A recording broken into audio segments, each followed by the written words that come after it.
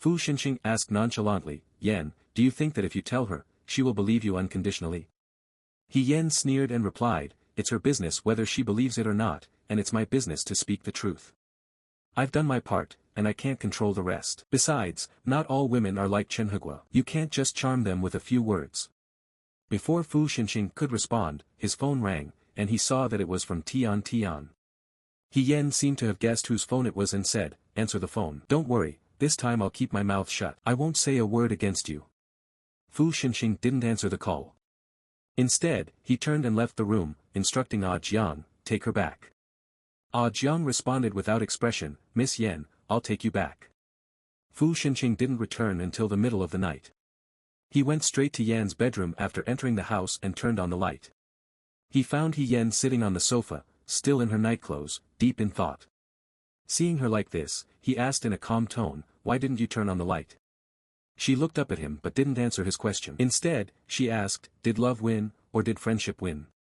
Fu Xinxing took off his coat and tossed it on the sofa's armrest, asking, He Yan, have you ever thought about why you dare to do this? Why do you dare to be so reckless, and what are you relying on? He Yan sat up straight, her legs crossed, and asked, how naive are you to not know what cards you're holding? You're right, I'm just relying on the fact that you like me now and can't let go of me. Don't worry, I know the time very well. As soon as you become truly bored with me one day and I cross your bottom line, I won't hesitate to step aside. Fu Xinxing stared at her and said, He Yan, you need to know your limits. Crossing the line is too much. She bit her lower lip gently and even pressed it down on his foot with a little force. She retorted, you need to disinfect yourself properly before judging others. It's common sense to disinfect public goods before using them. Fu Xinxing grabbed her ankle, looking infuriated, and warned, He Yan, do you want to die? He Yan maintained her composure and responded with a smile, as long as you want, you can kill me as you please. Fu Xinxing couldn't resist her charm this time.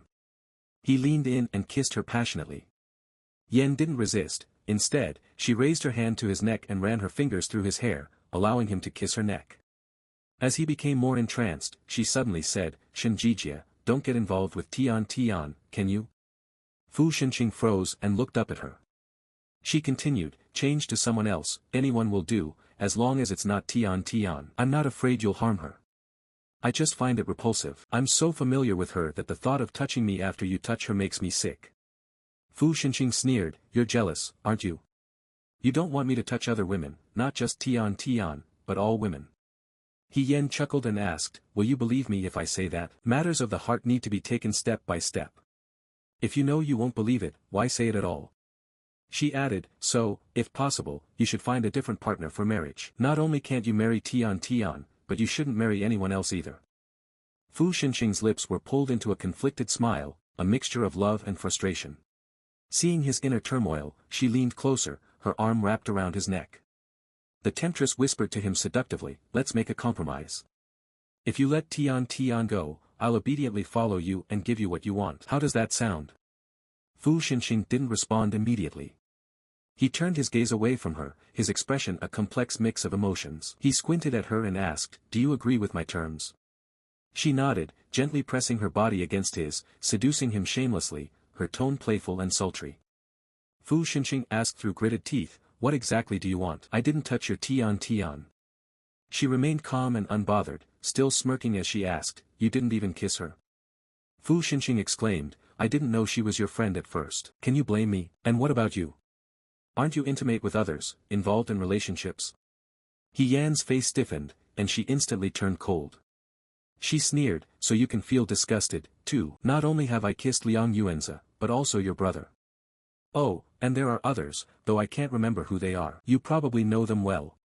Fu Xinxing quickly cut her off, his voice hoarse as he begged, Yan, I'm sorry, I'm so sorry.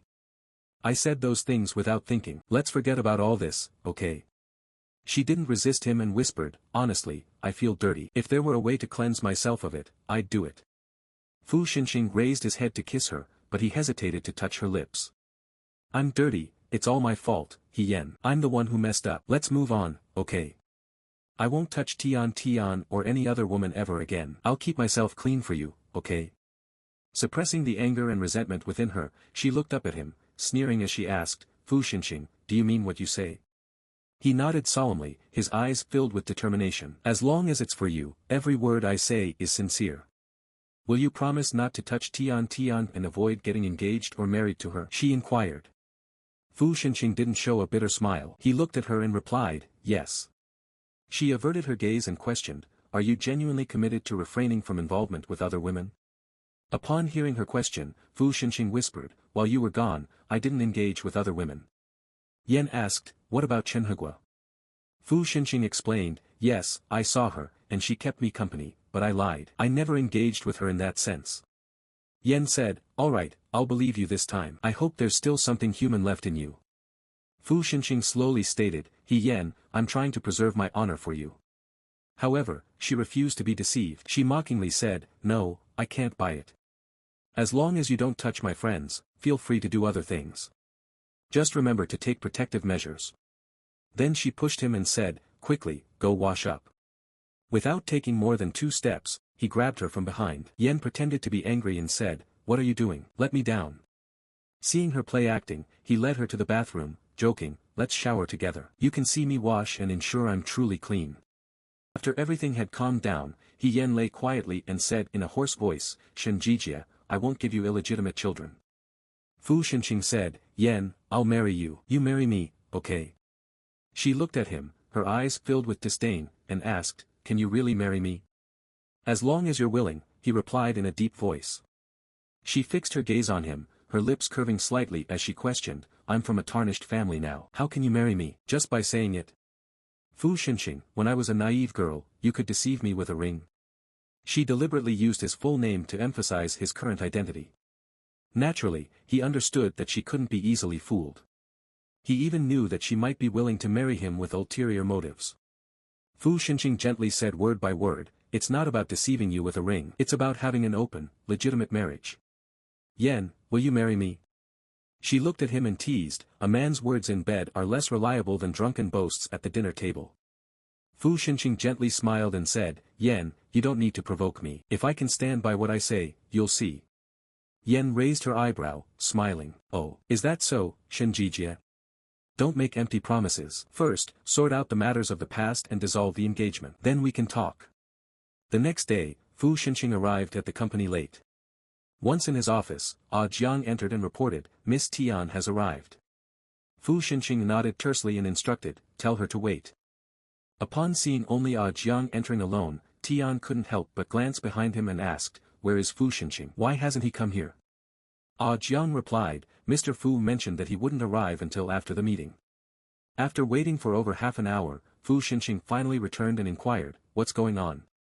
Tian suppressed her temper, fixed her gaze on Fu Xinqing, and stated, I checked this morning. The owner of the mobile phone number is Chen Hegua. Fu Xinqing appeared somewhat surprised. According to regulations, mobile companies don't permit private inquiries about other people's numbers. Tian had been closely watching Fu Xinqing's reaction but misinterpreted his surprise, prompting her to ask, do you know this Chen Hegua? Fu Xinqing chuckled and replied, maintaining his composure, no, you can see for yourself, I'm surprised too. Is the number still not responding? Tian confirmed, yes. Last night, when Tian went to see him, he had been clearly displeased, yet he hadn't scolded her. Instead, he patiently inquired about what had happened. After listening to her flustered account, he thought for a moment and told her, Tian, I currently lack information about this situation, so I'm not sure what I can tell you. Let me take you home for now. Give me some time to investigate this matter, and then I'll provide you with a satisfactory answer, okay? After a pause, Fu Xinqing added calmly, Tian, we should temporarily postpone our engagement. He stopped briefly and smiled wryly, it's clear that you can't trust me even with the most basic level of faith. In that case, it's not suitable for us to be engaged. Although Tian had contemplated suspecting Fu Xinqing after receiving Yan's warning and had even contemplated delaying the engagement, she hadn't expected Fu Xinqing to voice the same idea himself. Ignoring her surprise, Fu Xinqing continued, I can see that your good friend is very important to you, and you trust her deeply. Although I don't understand why she made such accusations against me, it has sown doubt in your heart. It wouldn't be fair to either of us to proceed with our engagement until this matter is resolved. Tian tried to call his name, attempting to explain herself, but she was at a loss for words. Fu Xinqing looked at her and said, let's find an excuse to temporarily cancel the wedding. I'll handle the Fu family's side of things, and you can deal with your parents. Let's thoroughly investigate this matter to discover who's behind it, and then we can discuss what comes next. Tian, unwittingly falling into Fu Xinqing's trap, hesitated briefly before saying, all right. Upon receiving word of the engagement's cancellation, old Fu was furious and attempted to call Fu Xinqing to inquire. However, Fu Xinqing refused to answer his calls. Consequently, old Fu decided to personally visit the company to express his discontent. Fu Xinqing faced his grandfather calmly and stated firmly, I've given this serious thought. Marrying into the Tian family won't bring significant benefits to the Fu family, instead, it will attract unnecessary attention. You, grandfather, know better than anyone the foundation of the Fu family. Once exposed, Tian Weiqing won't be able to protect us. Initially resistant to Fu Xinqing's reasoning, old Fu reluctantly conceded the validity of his argument. He still grumbled, though, don't become arrogant just because I'm old. You didn't think about this earlier, and you've only just started considering it now. There must be a reason for you to suddenly cancel the engagement right before your eyes. Fu Xinqing responded with a faint smile, saying, is there any other reason, aside from the fact that you're 84 years old this year? Why do you suddenly care so much? Master Fu's face turned even darker. He struck the floor heavily with his cane and scolded angrily, you brat. Do you think you can defy me now that you've gained some confidence? Let me remind you, don't forget that I can both give you power and take it away. To whom? Who else, besides me, can manage this mess? Fu Xinqing asked his grandfather with a composed smile. Grandfather, you know better than anyone else. If Fu Sueji takes charge of this ship, it will only lead to its destruction, with everyone on board. Master Fu's face flushed with anger, but he was rendered speechless. Having experienced life's ups and downs, Master Fu was well aware of the situation. He slowly released his grip on the cane and softened his expression. Sighing deeply, he spoke, I'm old, and I can't oversee everything anymore. But let me remind you of an old saying, in every family, a harmonious wife brings less misfortune to her husband. Upon hearing this, Fu Xinqing replied, but as a man, I believe that if you can't decide who you want as your partner, it's a sign of cowardice. Master Fu fixed a stern gaze on his grandson and asked, whom do you want? The woman surnamed he. Fu Xinqing didn't avoid the question and answered candidly, yes. Master Fu couldn't help but sneer. He took a couple of steps, but Fu Xinqing stopped him. With a cold tone, Master Fu asked, what? You're going to fight me if I try to pursue that girl? Fu Xinqing, still wearing a faint smile, responded, grandfather, as you said, you've lived for 84 years. You've worked hard all your life, and I'll ensure you have a comfortable retirement. But, everyone has their limits, right? If you intend to harm the person in my heart, don't blame me for touching your limits. Master Fu had nothing more to say and left in anger. After some time, Xiao Wu cautiously entered from outside, observing Fu Xinqing's expression carefully. He attempted to persuade him, saying, brother, please consider the old man's feelings. Try not to anger him again. Besides, he's quite old, and how many times can he come out like this? There's no need to be so confrontational with him. Fu Xinqing paid no heed to his words but instead inquired about the situation regarding Chenhegua. Hearing Fu Xinqing's question, Xiao Wu responded, brother, I think you should go and see her. That girl is quite stubborn. She may not fear anything else, but she's afraid of running into Sister Yan in the future. Fu Xinqing curled his lips with irony and remarked, I'll visit her in the evening. Arrange for someone to buy me a new mobile phone. Make sure to transfer all the information from her old SIM card. Seeing that there were no further instructions, Xiao Wu was ready to leave and said, brother, is there anything else? If not, I'll head out. Fu Xinqing nodded slightly but then added, by the way, handle your current tasks, and prepare to accompany me down south in a few days. If everything goes smoothly, you may need to stay there for a while. Xiao Wu remained composed, and his Adam's apple bobbed slightly as he replied, all right, I understand. Chenhegua spent the entire day in a daze, unable to concentrate during her evening self-study class. As she approached the alley outside her family home, she noticed Fu Xinqing standing by the roadside. Initially, she wanted to rush over, but she remembered the events of the previous night. She chose to ignore him and walked past him with her head held high. However, she then turned back and asked, what do you want? Fu Xinqing didn't offer any explanation for last night's incident. He simply handed her a mobile phone and said, I've copied everything from the old phone, but I've changed the number. Please inform your friends. She was puzzled and asked, why change my phone number? Fu Xinqing replied, someone is looking for that number, and it could become troublesome for you to keep it. Chen Hegua retorted, I'm not the one making the calls.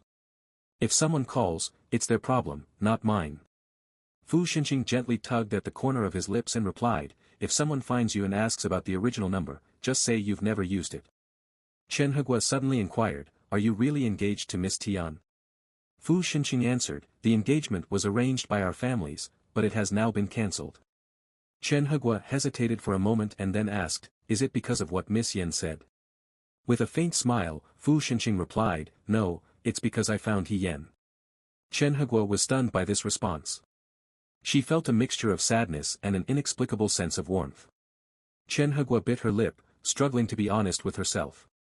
She then threw herself around Fu Xinqing's neck and asked him with a stifled voice, if I had met you earlier, would you have fallen in love with me? Fu Xinqing patted her back gently and said, Hegua, let go. Don't speak like a child. Chen Hegua, feeling emboldened, argued, I'm not a child. Brother Fu, why can't you love me? Yen doesn't appreciate you, doesn't love you at all. She always treats you badly. Why are you so foolishly in love with her? Why indeed did he love He Yen? Fu Xinqing himself didn't have a clear answer. Yet, Chen Hegua unintentionally pointed out the truth, He Yen didn't love him. Even if she were willing to be entangled with him and even to marry him, it was all based on ulterior motives. Fu Xinqing's expression turned stern, and he lifted Chen Hegua from his body, speaking in a cold tone, go home, there's only He Yen for me. Chen Hegua couldn't hold back her tears. But Fu Xinqing wasn't in the mood to comfort her and even felt somewhat impatient with her. He drove directly to the villa where He Yen lived. It wasn't too late, but He Yen had already gone to bed. Fu Xinqing was annoyed by this, so he recalled past events. Still, he sat beside her and asked, can you really sleep? Don't you wonder if I'll be engaged to your sister tomorrow? He Yen smiled and replied confidently, it won't happen. Fu Xinqing couldn't help but sneer and provocatively added, so sure. She maintained her smile and stated, yes, because I know her too well. Fu Xinqing became a bit irritated but had no way to refute her. He turned to look at her and asked, if I give up everything, will you come with me? He Yen couldn't help but ask, what made you so angry? Fu Xinqing ignored her question and pressed, He Yen, will you come? He Yen sighed and replied, Shenjijia, Shenjijia. She continued, do you really believe you can make up for all the harm you've done to me by walking away from everything? Don't make me recall the past. No matter what sacrifices you make, even if you move heaven and earth, I can't love you. You already know that, so there's no need for pretense. Fu Xinqing could only respond with a defeated, oh, right. Yen noticed the expression on Fu Xinqing's face and sneered, Shenjijia, if you don't do it, I can't leave you anyway, can I? Of course, if my presence helps you realize that you can change, then it might also serve some purpose in my future life. Fu Xinqing looked at her intensely and kissed her. After a while, Yen whispered, Shenjijia, don't say such foolish things later. It's not like you at all. She pushed him onto the bed and continued, is the way I'm trying to win you over for the sake of my survival not good enough? Maybe we'll just wait and see how this life unfolds. After a long, intimate session, Yen hugged Fu Xinqing and said, don't worry. Fu Xinqing smiled and replied, I'm not worried about losing you. Yen tilted her head and said, Shenjijia, you'll make me happy, and I'll cooperate with you in any way you like. Don't overthink it, okay? She adjusted herself and lay down, saying, as long as my parents and Liang Yuanzi are safe, I can endure anything. If you can promise to take me to Liang Yuanzi's wedding, then you can take me to see my parents, right? Fu Xinqing lowered his eyes to look at her and said, I'm already so fooled that I don't even know what your intentions might be, but the worst part is I can't help but indulge you. Yen smiled at him and said, we shouldn't rush. We'll build our bridges slowly. Fu Xinqing smiled, cuddled her, and asked, Yen, is there a place you'd like to go? Yen replied, not particularly. Wherever we go, I'll get used to everything. I'll adapt easily. The next day, Fu Xinqing called a meeting to inform the clan members that he had prepared factories in the south for sale and had obtained the necessary approvals from the authorities. As expected, the clan members were not pleased with the decision and asked him to justify his actions. Fu Xinqing explained, the Kai clan in the neighboring area was torn apart. If we don't step back, we'll be the next Kai clan. I will use the power vested in me to cleanse the Fu clan. He added firmly, once we're done, each of you will vanish and spend the rest of your lives in obscurity. Hearing Fu Xinqing's explanation, the Fu clan members were taken aback and not pleased with his decision. But Fu Xinqing dismissed their concerns with a stern expression, saying, this is not a topic for discussion, it's an announcement. If I say you have to do this, then you have to. Meanwhile, in the villa, Yen began to vomit, worrying that it might be due to pregnancy.